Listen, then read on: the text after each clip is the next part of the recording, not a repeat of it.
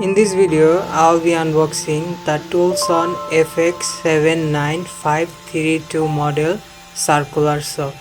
So let's start getting unboxing and reviewing it by using it.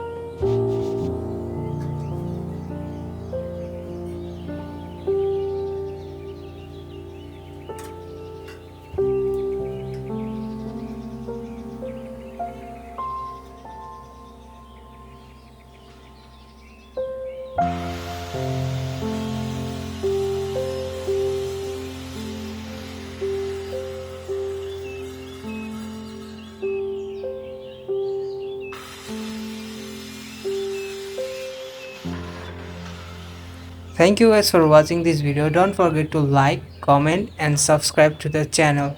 That's it for today. See you guys in another video. Bye.